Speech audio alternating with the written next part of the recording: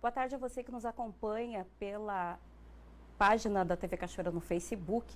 Hoje o assunto aqui no estúdio da TV é saúde, mais especificamente saúde do homem. E para isso, para falar sobre o Novembro Azul, eu recebo aqui no estúdio o médico urologista Genaro Trojan, proponente, né, dessa ideia, dessa discussão que está sendo trazida por meio desse nosso perfil, para que a comunidade comece a se inteirar um pouco mais sobre os propósitos do Novembro Azul, né, e principalmente a saúde masculina, que tem sido pauta há muito tempo, e principalmente por conta do comportamento masculino, que é um pouco resistente aos tratamentos, né, doutor? Boa tarde, bem-vindo. Boa tarde, Thelma.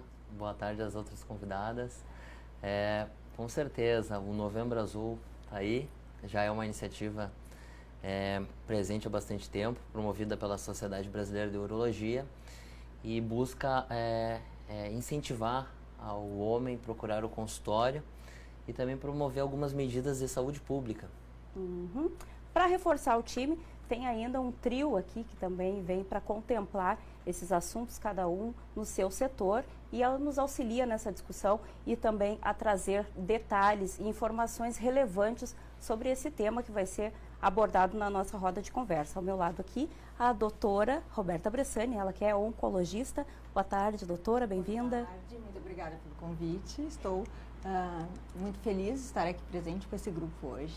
Que bom, a ideia é que a gente consiga trazer informações, né, para você que está nos acompanhando aí em casa. Ainda temos a fisioterapeuta pélvica, Melissa Oliveira. Boa tarde, bem-vinda, Melissa. Boa tarde a todos. Eu também gostaria de agradecer o convite. É um prazer imenso poder trazer a fisioterapia dentro desse contexto, né? Que muitas pessoas também não sabem quais são os benefícios que ela pode trazer. E junto com esses profissionais de saúde, vão trazer uma melhor qualidade para o paciente. E aqui, completando o trio, a enfermeira Claudiane Pereira, que trabalha no Centro Regional de Oncologia aqui do nosso Hospital de Caridade e Beneficência de Cachoeira do Sul. Boa tarde, bem-vinda. Boa tarde. Gostaria de agradecer também o convite. Acho que é sempre muito pertinente a gente falar sobre oncologia em todos os aspectos e nesse mês especial do homem, né, da saúde do homem. E falar um pouquinho sobre o nosso serviço que o hospital tem, né, que a gente tem todos os recursos e que às vezes as pessoas não conhecem o serviço e a grandeza do serviço que nós temos em Cachoeira do Sul. Então tá aí, já a gente apresentou os nossos convidados aqui, mais ou menos o perfil de cada um e o que vai ser abordado. Não há como fugir do início, porque esse Novembro Azul, qual é o propósito? As pessoas, a princípio, pretendem, né, não chegar até a oncologia lá com a enfermeira, mas qual é o caminho para chegar até isso, manter a saúde e qual a importância dessa data? Sim. O Novembro Azul ele começou há alguns anos, certo?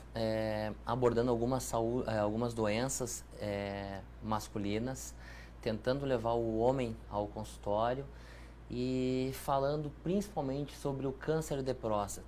Mas por que o câncer de próstata, né? Já que existem tantas outras doenças. O câncer de próstata é uma doença que tem uma incidência muito grande, ou seja, ele existe, ele está aí, ele é uma doença muitas vezes assintomática, ou seja, ele não dá sintomas numa fase inicial. Então, fazendo rastreamento precoce, a gente vai falar sobre isso depois, né? Mas a partir de determinada idade, o homem chega a ter 90% de chance de cura dessa doença. Então, é muito importante fazer uma avaliação, procurar o urologista. Muitas vezes o homem tem esse tabu, tem medo, acha que procurando ele vai achar alguma coisa, e aí é o problema, na verdade não. Muitas vezes o homem é levado ao consultório pela esposa, pela namorada. É um comportamento, né, que está inserido na sociedade. Os homens têm uma resistência em fazer um exame preventivo. É uma cultura que nós mulheres temos, né, sempre de buscar médico. Os homens resistem a esse tipo de procedimento, não só na questão do câncer de próstata, mas muito mais porque está envolvida aí a questão da masculinidade, né?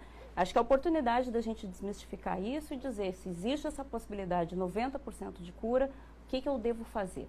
A partir de que idade eu devo procurar o Dr. Genaro ou seus colegas? Sim. Para o homem em geral, digamos assim, a população masculina, claro, eu sempre procuro falar, o homem deve ir no consultório desde o primeiro ano de idade. Muitas vezes tem algumas patologias que devem ser tratadas no primeiro ano de idade. Um testículo que não desceu, que está na cavidade abdominal. Na adolescência, a fimose, a varicocele, que pode gerar uma infertilidade no adulto.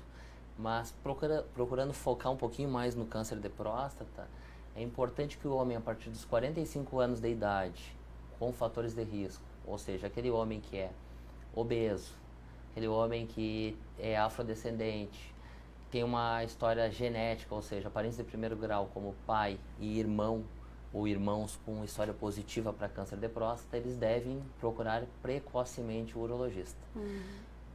Para o homem em geral, a partir dos 50 anos de idade. Certo. Quando falha essa medida preventiva, chega o momento de enfrentar, de repente, um tratamento, né, doutora? E aí, como é que isso funciona?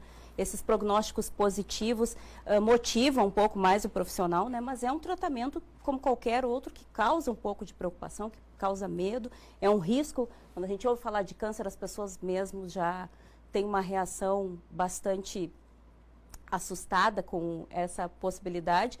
O que a gente pode falar de positivo acerca desses tipos de tratamento que são disponibilizados e reforçar aqui, então, o diagnóstico precoce? Bom, o que tu falaste é exatamente o que acontece, né? O tabu da palavra câncer é algo que, por mais que a gente lute, explique, ainda existe muito forte, porque câncer, ao longo dos últimos anos, principalmente ao longo dos últimos 10, 5 anos, modificou muito o prognóstico com os novos tratamentos que a gente tem. E quando falamos em próstata, então, a gente vê que esse cenário é melhor ainda, tá? Porque estamos lidando com uma doença que, embora possa ter diferentes características, nem sempre ela vai ter um grau de maior avanço, de ser mais agressiva. Na maioria dos casos, inclusive, o câncer de próstata costuma ser mais indolente, depende do momento em que ele é diagnosticado, né? Mas, independentemente disso, a gente sabe, câncer de próstata com diagnóstico inicial tem um prognóstico muito bom, tá?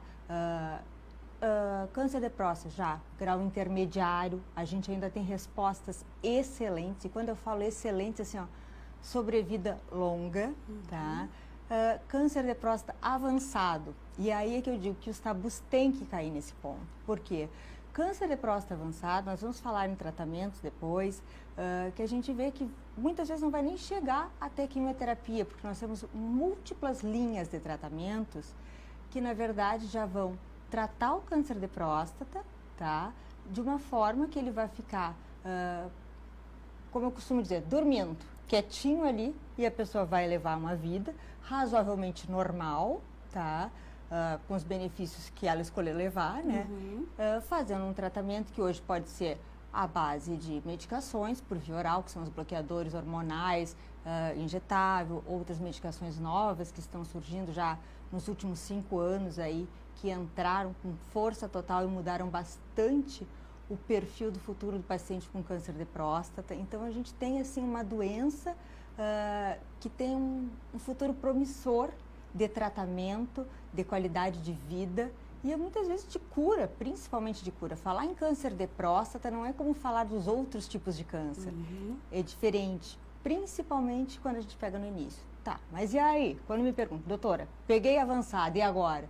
Bom, agora nós temos uma gama de coisas para tratar que passa longe da quimioterapia. Nós vamos usar quimioterapia lá adiante, se for o caso, porque tem diversas linhas de medicamentos disponíveis pelo SUS, inclusive, e que vão beneficiar esse paciente. Está muito associada a palavra câncer com o óbito, né?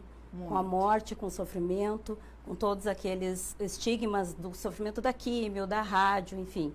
É o momento da gente aproveitar e dizer, aproveita, se tu tens condições de procurar, na rede pública, inclusive, que é referência para tratamento de inúmeras patologias, às vezes a gente está reclamando do sistema público de saúde, mas ele contempla muito, várias, né, patologias, várias doenças, e que podem, como tu mesmo ressaltaste aqui, serem tratadas por meio do SUS, né?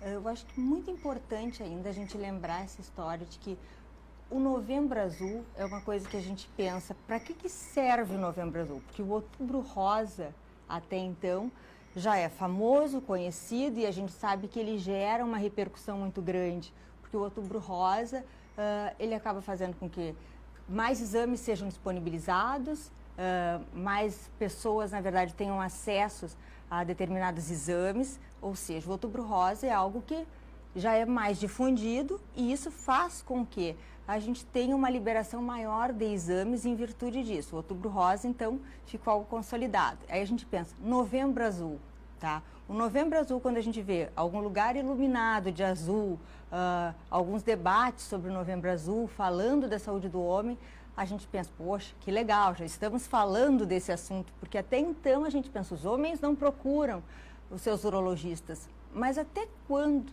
nós somos responsáveis também por não fazer divulgação disso, né? A gente sabe que muitas vezes o Novembro Azul talvez não vá ter uma repercussão num curto período de tempo, que nem o Outubro Rosa, mas plantando sementinhas, como estamos fazendo agora, quem sabe? Daqui a pouco mais teremos exames de rastreamento mais precoces, teremos pessoas mais orientadas, inclusive em outros locais, que não apenas no setor de oncologia, para poder orientar os pacientes, os familiares, as pessoas, para que elas, na verdade, fiquem cientes de que evitar um diagnóstico ainda é possível. Possível se atentando para os fatores de risco, né? E que isto é importante porque muitas vezes as pessoas vão pensar em danos causados por tratamentos, às vezes mais adiante, e que, na verdade, os próprios sintomas, quando se descobre a doença, pela localização anatômica, isso até depois o Dr. Genaro pode falar melhor, causariam esses danos, que muitas vezes preocupa a masculinidade de um homem. Então, descobrir um câncer de próstata também, na verdade, já pode vir impregnado de sintomas que são sérios, né? Verdade. Aproveita, você que está aí em casa nos acompanhando, se tiver alguma dúvida, algum questionamento, manda pelo perfil ali da TV, clica na live, manda teu recado. Ao final dessa conversa, os profissionais estarão disponíveis para responder a sua dúvida, para orientar naquilo que for possível ser feito aqui. É importante destacar que diagnóstico só no consultório médico, né? Aquelas dúvidas assim mais inerentes ao nosso papo certamente serão dirimidas, respondidas no final dessa conversa. A gente fala muito sobre tratamento, sobre alternativas precoces, né? De que forma a fisioterapia pélvica contribui neste cenário. Existe uma estratégia que possa ser utilizada pelos homens, tal qual acontece com as mulheres, uma série de estratégias da fisioterapia pélvica para conter, inclusive, escape de urina, tem uma série de técnicas, né? E para os homens, de que forma eles podem tirar benefícios da fisioterapia pélvica? Bom, primeiramente, as principais disfunções que vão acometer o paciente que é submetido a uma cirurgia de retirada de próstata é a impotência sexual, que é a dificuldade ou impossibilidade desse paciente ter ereção, né? E a incontinência urinária, que é a perda involuntária de urina. Então, são coisas muito íntimas desse homem, né? Parando para pensar que a fisioterapia, ela vai reabilitar esse músculo que ele sofreu essa disfunção, ela está intimamente ligada à qualidade de vida desse paciente, né? A autoestima desse paciente.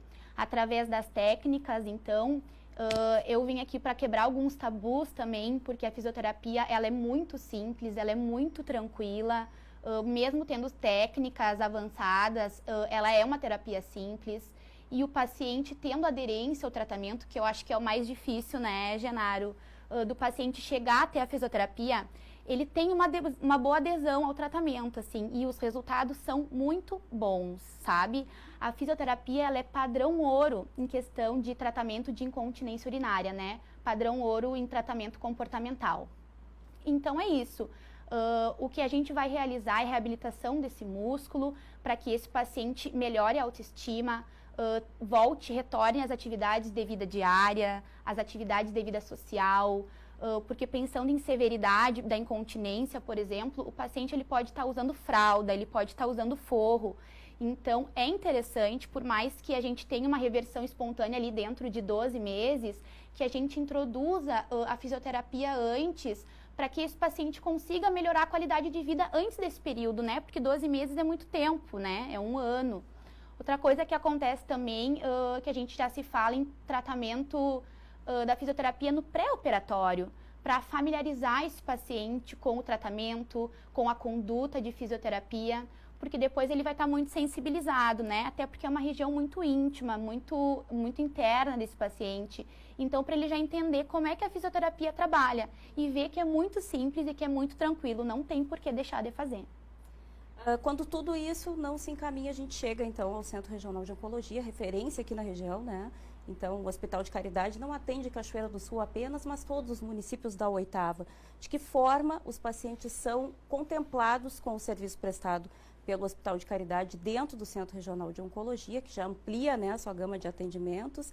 Como é que tu pode nos falar a respeito de como vocês operam esse sistema, que envolve não só a questão da recuperação física, mas os aspectos emocionais também, né, Cláudia?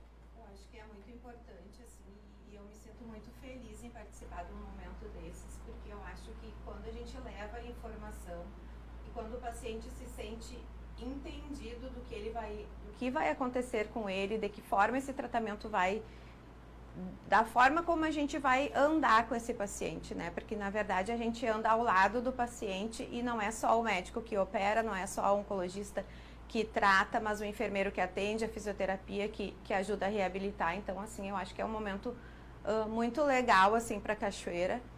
Acho que é uma inovação, porque realmente a saúde do homem, ela ainda é um paradigma para muitas pessoas, e até a questão do paciente com câncer de próstata ser um paciente mais idoso, às vezes, né? Então, a gente ainda tem muito esse preconceito, esse medo de se expor. Então, assim, eu acho que Cachoeira está muito bem servida, né, com o Centro Regional de Oncologia. Nós temos mais de 2.000 atendimentos mês, atendemos 12 municípios. Hoje nós temos mais de quase 700 pacientes em tratamentos ativos e recebemos pacientes de toda a região.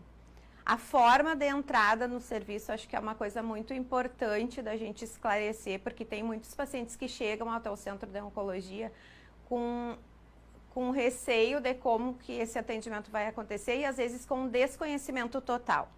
Tem muitas pessoas que ainda hoje chegam na oncologia, na recepção, no balcão da recepção, querendo marcar uma consulta. Eu tô com alguns sintomas, tô com desconforto, eu quero marcar uma consulta com o Dr. Genaro. Mas a gente tem que esclarecer para a população que nós somos um Centro Regional de Oncologia regulado por uma Secretaria de Saúde, por uma coordenadoria. Então, esses pacientes, eles devem ser encaminhados pela rede básica, pelos consultórios particulares. Nós temos dentro do Centro Regional de Oncologia atendimento SUS e atendimentos convênios e particulares também, então todos os perfis de convênios são atendidos lá dentro.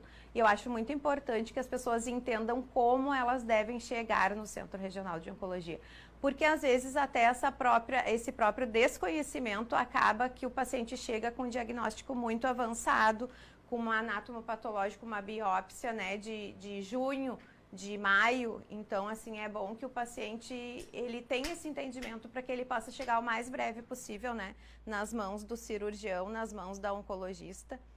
E dentro do Centro Regional de Oncologia, a gente tem toda uma equipe para acolher esse paciente. É uma equipe multiprofissional. Às vezes o paciente nunca foi tocado ou nunca foi exposto, né, até o seu próprio corpo nunca foi exposto, às vezes nem na frente da esposa, então eles têm um grande receio de como vão chegar lá os pacientes mesmo que são sondados, que a gente tem que manipular o paciente. Então, assim, a gente tem todo um centro para receber esse paciente, toda uma equipe, todo um acolhimento diferente para receber esse paciente, que os pacientes nunca deixem de tratar ou de procurar o médico em função ou da vergonha ou do medo, do desconhecido, porque quanto antes o diagnóstico, eu acho que como todas as pessoas aqui falam, né, e é uma equipe multi que está aqui, quanto antes esse paciente for diagnosticado, antes ele vai ser tratado e o prognóstico vai ser muito melhor e ele vai ter muita chance de ter uma vida normal. Hoje nós temos pacientes dentro do Centro de Oncologia com 87 anos fazendo hormonioterapia, consultando com seu urologista, com a sua oncologista e levando uma qualidade de vida assim muito boa junto com a família. Então eu acho que isso é o alerta melhor assim da gente passar aqui. Acho que as coisas técnicas, o serviço que a gente tem hoje em Cachoeira proporciona que o paciente tenha esse acesso, né? A gente não está devendo acesso para esse paciente, a gente não está negando acesso, a gente não está num município onde a gente não tenha como tratar esse paciente. Todos os tratamentos estão disponíveis ali, então, assim, é um alerta, né, que as pessoas procurem, que elas tratem, que elas não tenham receio e que lá dentro a gente vai explicar todo o tratamento, a gente vai fazer todo o acolhimento e essas pessoas vão ser tratadas e acolhidas.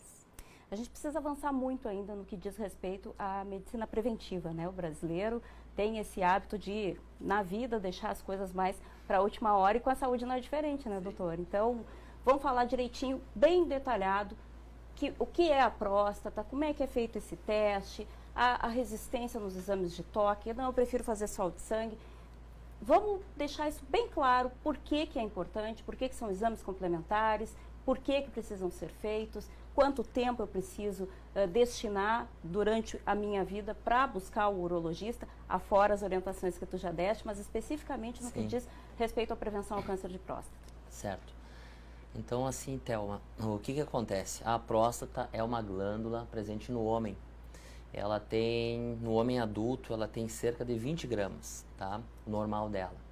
Muitas vezes, e na maioria das vezes, o homem, quando espontaneamente me procura, ele chega com queixas urinárias. Ele está retendo urina, ele acorda inúmeras vezes à noite para urinar, ele tem ardência, ele tem o jato mais fraco. E chega questionando, preocupado, será que eu estou com câncer de próstata? Possivelmente não. Esses sintomas são extremamente compatíveis com a hiperplasia prostática benigna. Mas o que é a hiperplasia prostática benigna? É simplesmente o aumento da próstata. Então, o aumento da próstata não é a mesma coisa que o câncer de próstata. São coisas totalmente distintas. Não quer dizer que um homem com uma próstata aumentada de 60, 70 gramas não possa ter o câncer. Mas esses sintomas são basicamente sintomas do aumento prostático.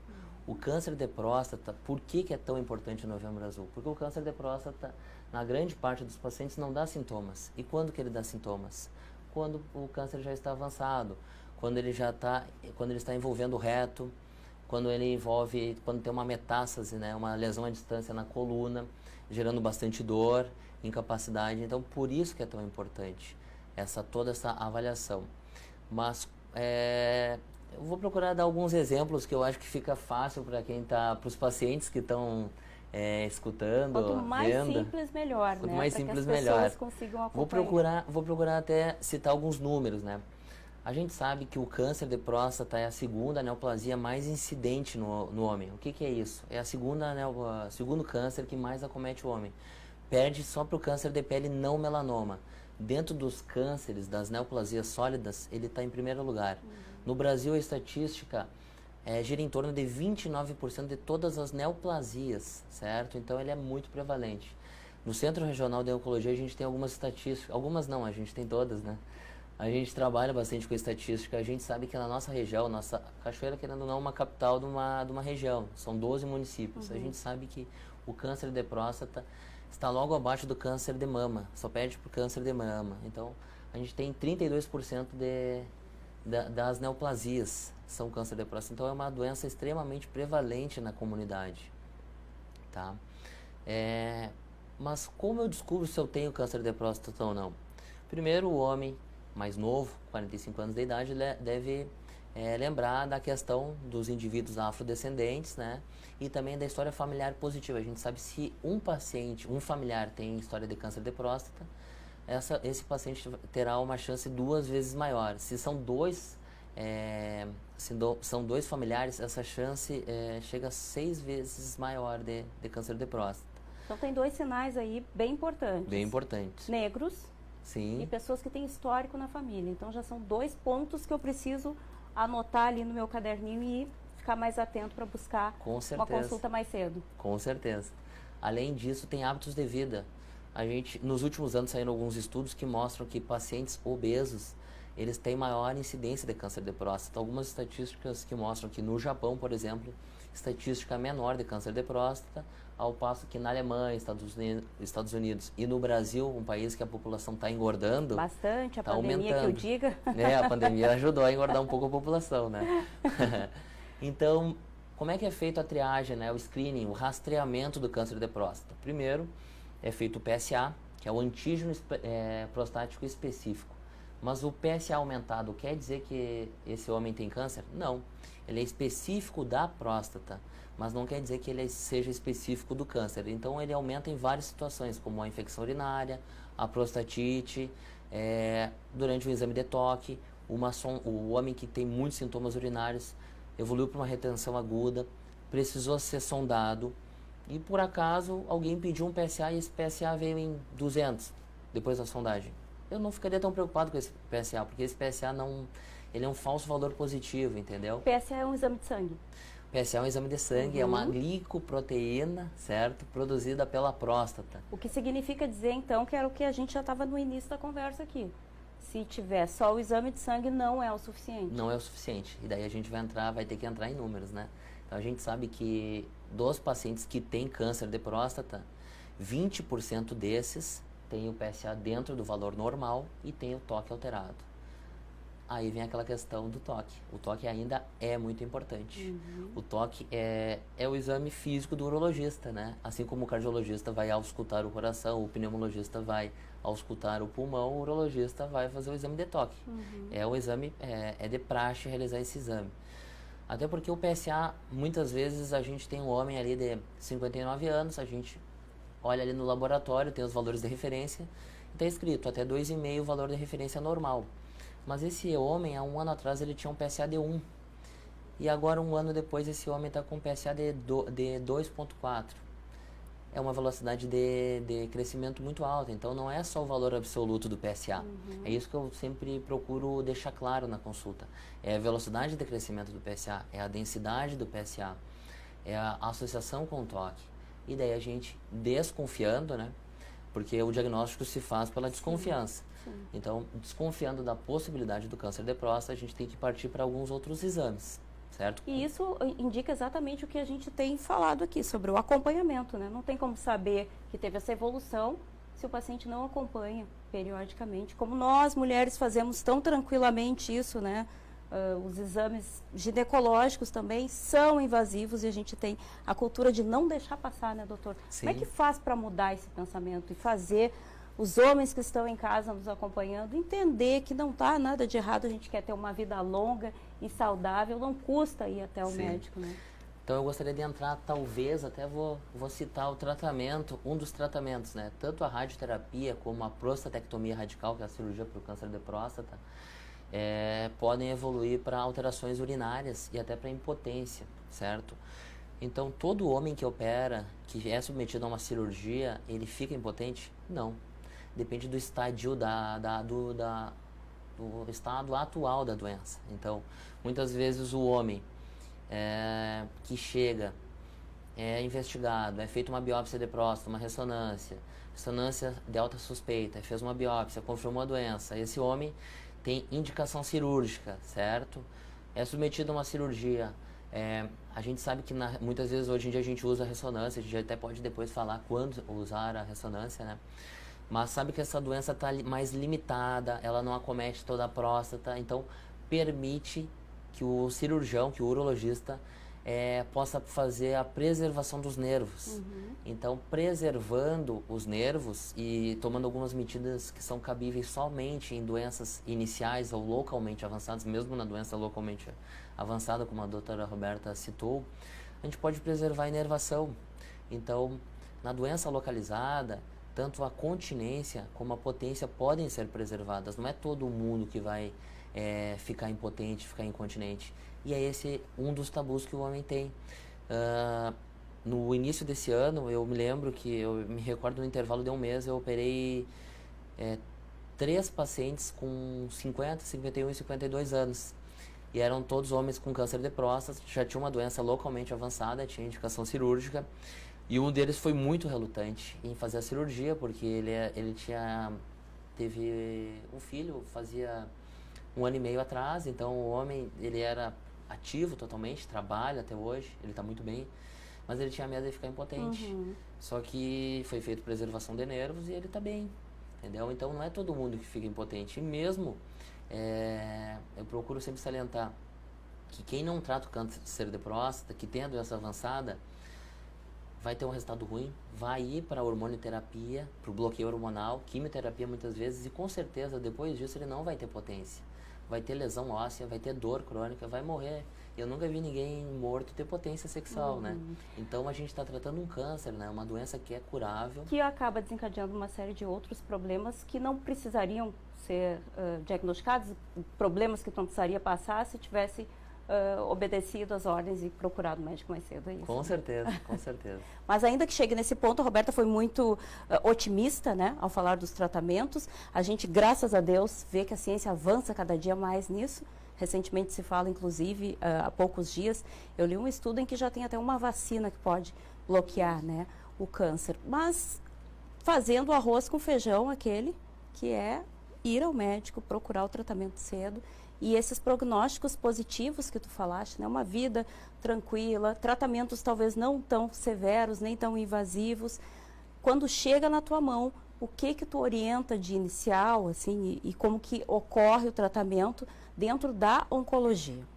Bom, quando o paciente chega para mim, ele pode chegar de diferentes formas. Ou ele chega já tendo feito uma cirurgia e aí passou um tempo e apareceu de novo o antígeno prostático específico, ou seja, é um marcador específico de próstata, não necessariamente de câncer de próstata, mas específico da próstata. É raro a gente ter um câncer que tenha algo tão positivo assim, dizer, esse é de próstata, tá? Então, assim, no momento que a gente vê, esse paciente já apresentou o diagnóstico de câncer de próstata, já foi tratado, tá? Foi operado, passou um tempo e começou a subir novamente esse valor no sangue dele. Então, o que a gente costuma chamar isso? Recidiva bioquímica, ou seja, traduzindo, doença que está voltando. Mas aonde, doutora Roberta? Vamos lá, está voltando a próstata, mas o doutor Genaro operou a minha próstata, e agora? Então ficou um pedaço da próstata? Não, vamos entender que é assim, ó, o que acontece nisso tudo? Na verdade, a gente tem uma doença que estava localizado na região da próstata, mas que circula pelo sangue. E o fato dela poder ter deixado células desse meio de caminho faz com que em algum momento essas células voltem a acordar, né, e comecem a se reproduzir, como eu costumo dizer, num termo bem simplificado, elas vão dando filhotinhos.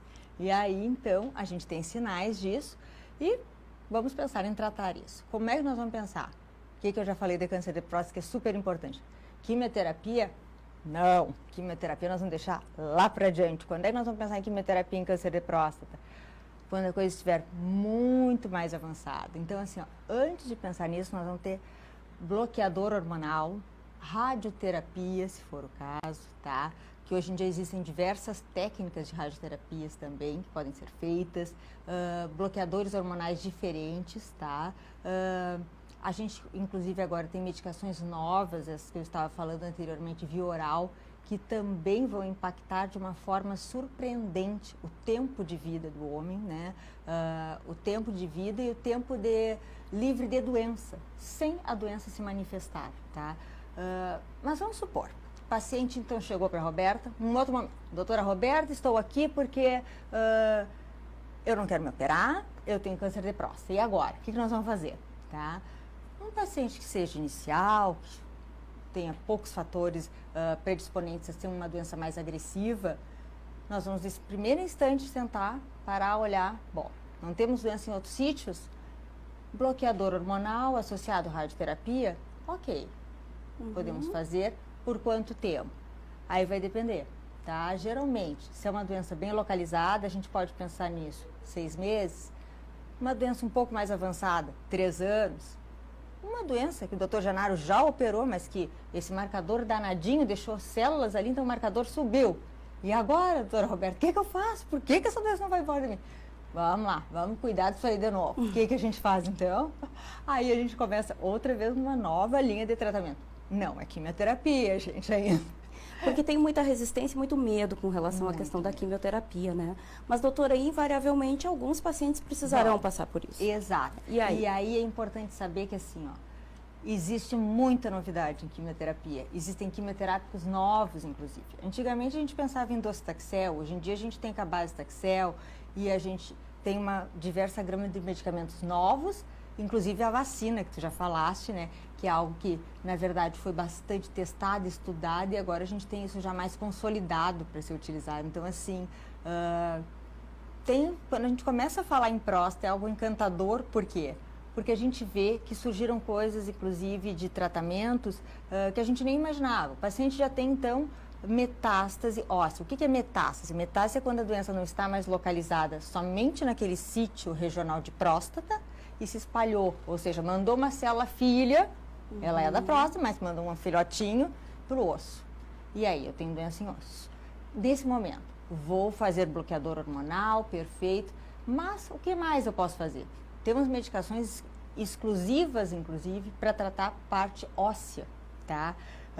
Tem medicamentos que, quando o paciente tem muita doença óssea, e isso causa muita dor, por isso que a gente quer tanto fazer um diagnóstico precoce ou prevenir essa doença de acontecer.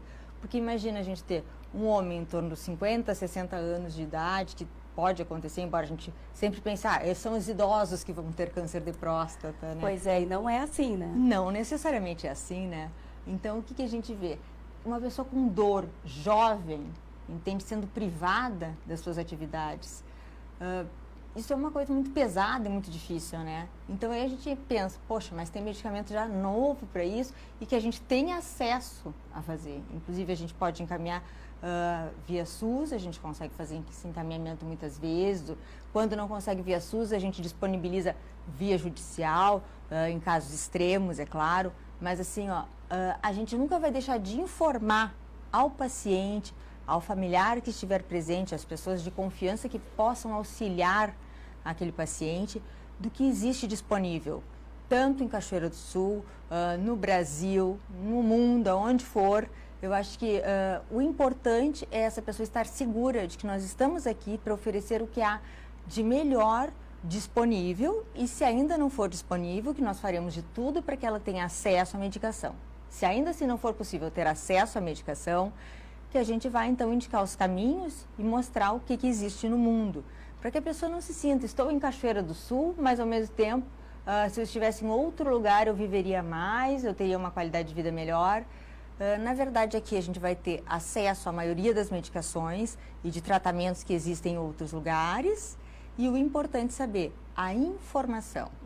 Todos os profissionais, ou a grande maioria dos profissionais com que a gente lida ali no Centro de Oncologia, a gente vê que se qualificam, buscam se aperfeiçoar, porque, na verdade, isto muda muito o nosso conhecimento, que é algo muito gratificante, mas, principalmente, muda a qualidade do nosso tratamento. E é muito melhor a gente ter um paciente que está feliz, que vem se tratando e tendo um prognóstico melhor, e isso vai fazendo com que as pessoas, poxa, se o fulano se tratou, o meu vizinho se tratou e ficou bem, eu vou procurar logo então, né? Eu não vou esperar. Essa propaganda boca a boca faz muita diferença, né? E eu acho tão importante, porque às vezes a gente pensa assim, poxa, a mulher, bem como tu falaste, faz o exame, e se não faz, ainda é cobrada pela mãe, pela tia, pela vizinha.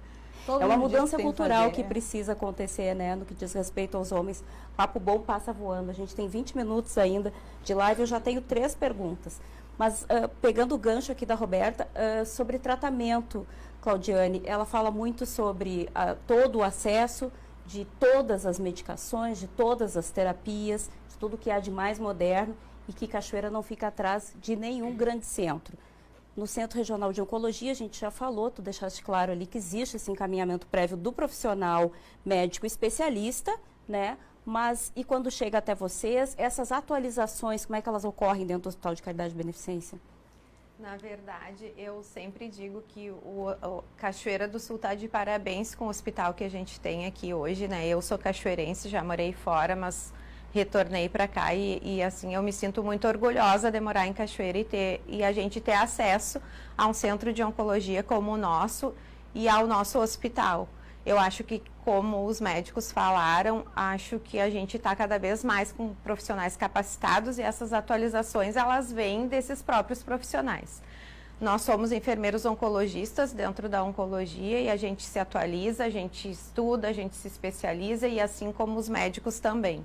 Eu acho que todo esse acesso, acho que os tratamentos que a Roberta citou também são importantes. A gente ressaltar que esses tratamentos são disponíveis no Centro Regional de Oncologia. Nós temos todo o tratamento de hormonioterapia, medicações via oral, né, hormônios via oral e a quimioterapia injetável. Eu acho que esses tratamentos todos estão disponíveis para os pacientes, então não é esse o motivo, né, da desculpa de ir para fora, ou não pôde ir para Porto Alegre, ou não pôde ir para São Paulo, ou não pôde ir lá para o Hospital de Barretos, porque o Hospital de Cachoeira oferece todo esse tratamento, tem uma equipe especializada para isso. Acho que é importante ressaltar o que o Dr. Genaro falou. A nível nacional, a gente tem 29%, né, dos cânceres masculinos como câncer de próstata, e para a nossa região, o perfil do nosso serviço de oncologia de Cachoeira do Sul, a gente tem 32,2%, então é um índice maior do que o nível nacional. É o segundo câncer mais incidente na nossa região, em primeiro lugar mama, em segundo lugar próstata. Então, assim, é um alerta que as pessoas não deixem de procurar, que elas tenham o acesso, que elas têm disponibilidade de tratamento. Tem ótimos médicos dentro do centro de oncologia, tanto a nível SUS quanto a nível particular e convênio, os pacientes têm esse acesso. Então, não é desculpa, eu acho que é muito importante a gente estar aqui relembrando isso e alertando que às vezes a impotência não é só a impotência sexual. Nós temos o maior índice de pacientes tratando dentro da oncologia com idade de 65 a 69 anos. São pacientes super jovens, ativos. Então, às vezes, não é a impotência sexual, é a impotência de estar numa cama com dor, sem conseguir caminhar em função da dor óssea, sem conseguir se alimentar. Então, a gente tem que pensar que há 10 anos atrás, os pacientes faziam tratamentos e até o procedimento cirúrgico. Faziam procedimento cirúrgico e ficavam impotentes, incontinentes. Hoje não, hoje a gente tem resultados e a gente fica muito feliz, né, Genaro, sempre ai, olha só, nosso paciente fez cirurgia, tá super bem, veio na reconsulta, tá potente, tá sem perda urinária. Então, assim, isso pra gente é uma alegria, uma vitória, e que as pessoas tenham esse conhecimento, que aqui a gente tem sim ótimos médicos, ótimos tratamentos, e que o melhor remédio sempre é a prevenção. A informação é importante, né? A gente trazer esses detalhes para que essa inércia que às vezes nos assombra aí seja superada e que as pessoas comecem a entender que não é preciso buscar o tratamento fora, que não é preciso esperar as coisas se complicarem, né? Até chegar o momento de precisar passar por uma cirurgia, por uma intervenção ou por situações mais graves, como os profissionais aqui já pontuaram. Vou aproveitar aqui que a gente já tem uma pergunta falando sobre fisioterapia. Da Ângela Paza, ela pergunta se os exercícios fornecidos pela fisioterapia após as rádios e químios têm que ser feitos sempre e por que isso é importante. Já vamos aí direto, então, ver com a Melissa essa resposta. Bom, na verdade, a gente vai mudar algumas condutas em decorrência da disfunção que esse paciente vai ter, né? Então, para uma incontinência de esforço, por exemplo, a gente vai trabalhar com o reforço da musculatura, com a eletroterapia, que é uma terapia que vai tratar lá na sensibilidade daquele canalzinho que perdeu a sensibilidade durante a cirurgia, né?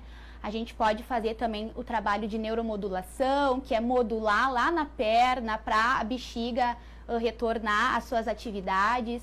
Então, dependendo da disfunção que esse paciente adquire, a gente monta a conduta específica para a disfunção dele, né? E lembrando que todas as condutas, elas podem ser conversadas na hora da avaliação com o paciente, porque a gente pode trabalhar tanto de uma forma mais invasiva, que é com eletrodo intracavitário, mas a gente pode usar também os eletrodos de superfície, né? Então, que nem vai ser tão invasivo assim. Então, para tranquilizar esse paciente também, né? Porque ele não precisa ter esse tabu e nem esse medo de ir na fisioterapia. Que, como eu falei anteriormente, é muito simples e é muito tranquilo. Aí agora eu tenho duas perguntas próximas, assim, com questionamentos parecidos. Já vou passar para ti, então, Genaro. O Felipe pergunta se o exame de toque, ele argumenta, melhor dizendo, o exame de toque geralmente é feito após os 40 anos.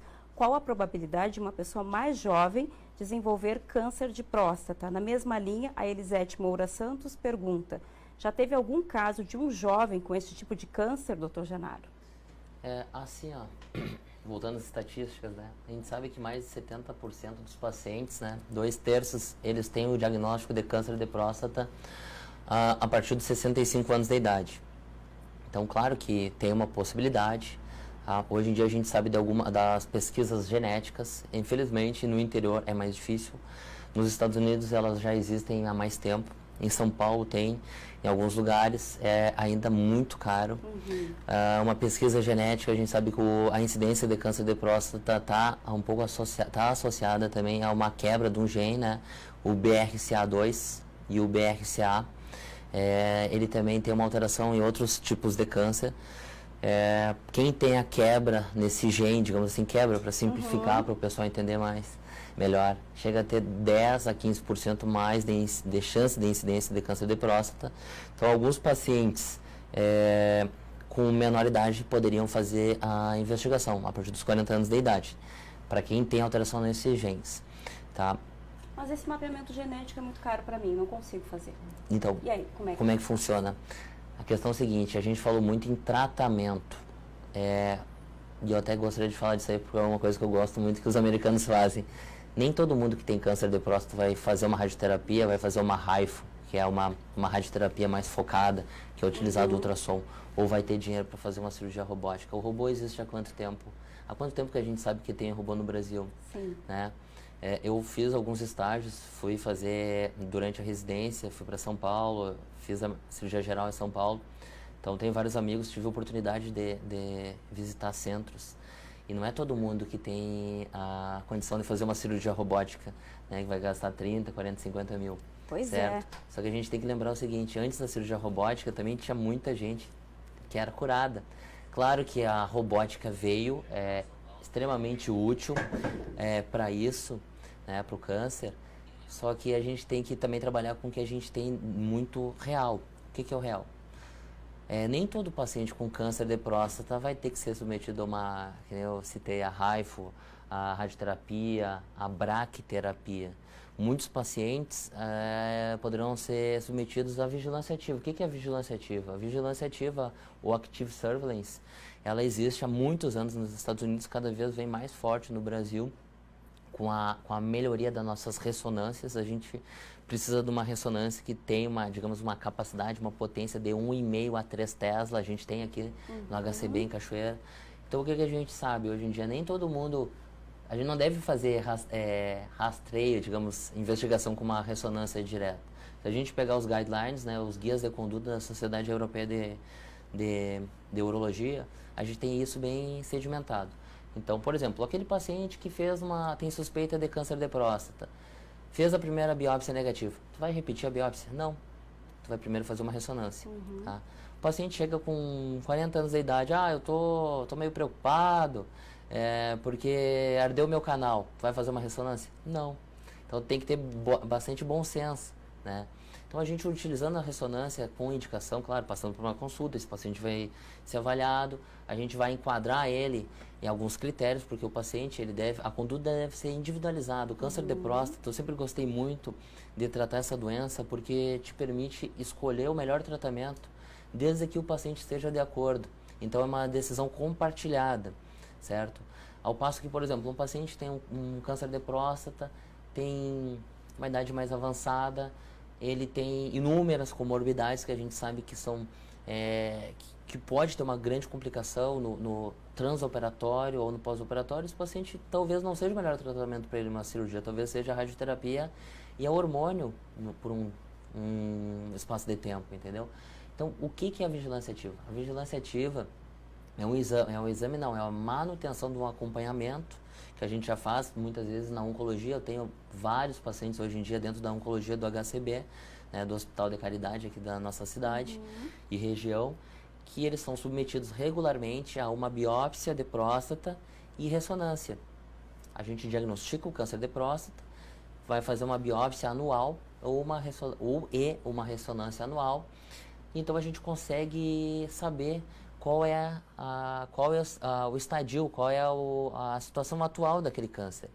Nem todo mundo vai precisar ser operado, ele vai repetir o PSA de 3 em 3 meses. Caso esse paciente, porventura, tenha o PSA que aumentou, ou a ressonância tenha mudado, ou até a biópsia, na biópsia tenha evoluído a doença, tenha mais sítios, digamos assim, com câncer de próstata, ou aquele paciente que tem, a gente tem uma escala, uma classificação, que é o Gleason para o câncer de próstata, que é de 6 a 10.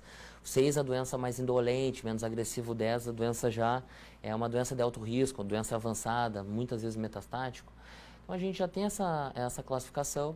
Aquele paciente que tem não teve alteração na biópsia, o PSA se manteve normal, tem uma ressonância que mostra que a doença é localizada, localmente avançada, mas que o PSA está abaixo de 10, a gente consegue manter esse paciente em vigilância, esse paciente, a gente evita de ter algumas sequelas, porque toda cirurgia sempre tem um risco, assim como uma cirurgia de unha encravada, uma cirurgia de cirurgia vesícula. implica em risco, né? Os médicos sempre dizem isso pra gente. Sim, sempre tem o risco, o paciente tem que ser alertado.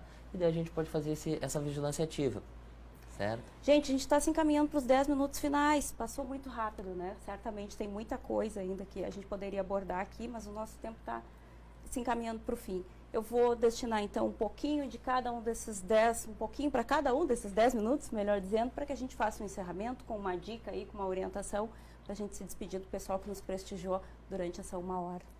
Vamos começar por ti? O mais importante dessa mensagem toda, né, é que a gente deixe muito claro, assim, que os pacientes não deixem de procurar assistência e que a prevenção sempre é o melhor negócio, né, e que aqui em Cachoeira a gente tem todos os recursos, a gente tem um serviço regional de oncologia, a gente tem um ótimo hospital na nossa região, então que a gente não deixe de procurar o serviço, que a gente não deixe de fazer os exames, porque a gente fala ainda, né, e comentamos muito hoje sobre o Outubro Rosa, mas o Novembro Azul é a saúde do homem e que esse paradigma e que essas crenças e essas culturas de que o homem não precisa procurar o médico, que a gente mude um pouco isso, porque a gente falou muito aqui de dados, de indicadores, e a gente está mostrando aí que a gente tem um alto índice e que a gente precisa achar essas pessoas, a gente precisa receber esses pacientes e a gente precisa tratar. Então, assim, é um prazer ter estado aqui. Agradeço mais uma vez o convite do Dr. Genaro. E é isso aí, prevenção, sempre. Essa frase a gente tem ouvido sempre, né? Melissa? Bom, a campanha do Novembro Azul, ela traz como principal objetivo fazer com que esse paciente chegue mais cedo para um médico urologista, né? Então, é importante que esse paciente chegue antes para que ele esteja nos estágios iniciais da doença, que é onde vão ter as menores disfunções, provavelmente a cirurgia seja menos agressiva também, né? Então é isso que, né, a Claudiane falou, né? A prevenção é o melhor remédio, né? Agradeço também o convite do Dr. Genaro. Obrigada. Isso.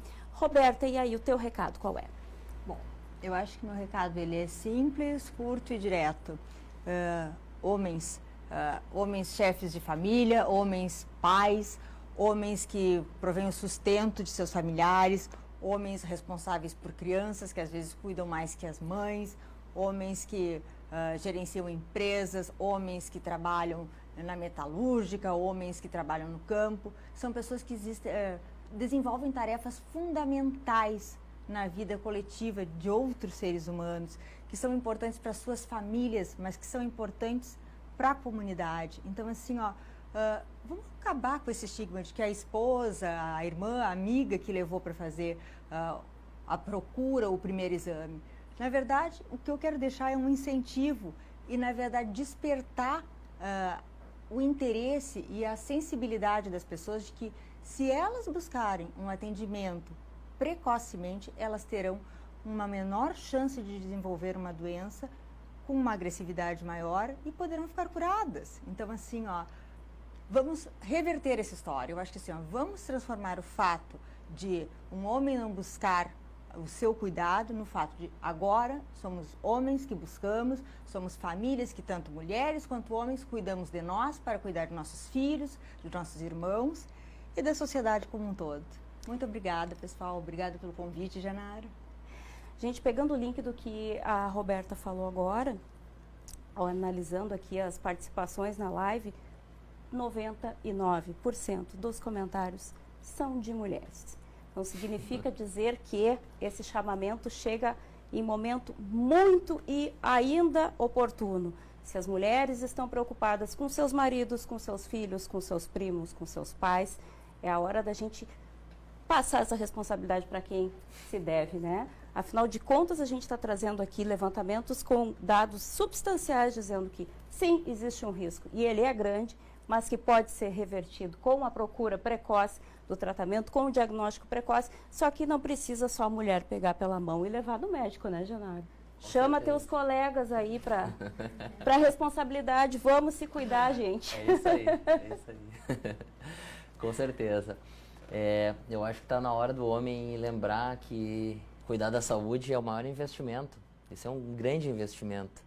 E mesmo essas complicações que muitas vezes o homem tem medo, vou investigar o câncer de próstata, vou tratar e aí vou ficar assim, não.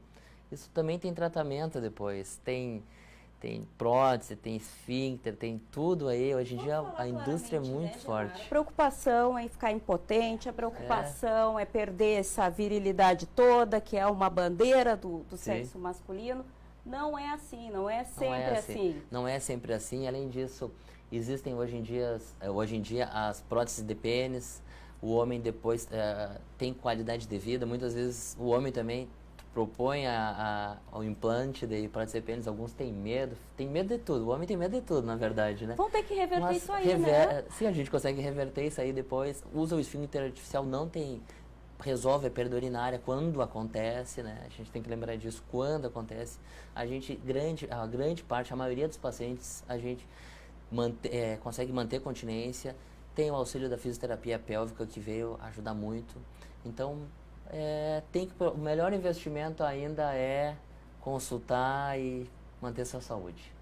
E investimento em qualidade de vida também, né? Eu acredito que, baseado no que todos colocaram aqui, independentemente de ser um câncer de próstata, é um desgaste emocional, é uma preocupação para todo o ambiente familiar, é a questão do comprometimento do sustento da casa, é a orientação que passa batido para uma coisa simples, como a Cláudia também colocou. A Melissa deixou claro que, inclusive, nas coisas mais simples, como a perda urinária, tem uma alternativa e ela não é difícil de ser acessada. Genaro já desmistificou aqui a questão da perda da virilidade também. Não há como fugir, os argumentos são incontestáveis. É a hora de levantar do sofá, superar esse estigma colocado desde a infância. Nós, mulheres, mães, não sei quantas são mães aqui, mas eu também sou, orientarmos desde cedo os filhos. Genaro também falou sobre iniciar esse acompanhamento desde muito cedo. Gente, saúde não tem preço, isso é o bem mais precioso que a gente tem. A gente quer viver por muito tempo e quer viver bem, né? E o caminho é esse, tem que começar cedo, tem que se informar. Eu acho que é uma das coisas que, agora, puxando a brasa para o meu assado, que é a minha área, informação está sempre disponível. Procure fontes fidedignas, acompanhe jornais que busquem fontes fidedignas também. Não cai no papo da internet, diferente do que a gente recebe nos grupos de WhatsApp, as informações verídicas, as informações baseadas em dados científicos são fornecidas sempre por profissionais. Não dá para cair em qualquer conversinha que chega aí pela internet. A informação está à disposição de todo mundo, mas é preciso uma informação qualificada. Eu agradeço pela oportunidade de estar com vocês, agradeço por ter sido convidada a mediar essa conversa tão bacana e fico feliz que ir lá em casa, né, ou em qualquer um dos celulares aí pela nossa Cachoeira do Sul ou até fora dela, esse assunto chegou e levou tanta informação e tanto esclarecimento. Agradeço mais uma vez, desejo a todos vocês, então, um bom retorno, um bom trabalho, que em breve a gente possa voltar a falar sobre isso e com dados mais positivos, com menos incidência de casos e com mais gente procurando por saúde. É isso, então. Muito obrigada. Tchau, tchau.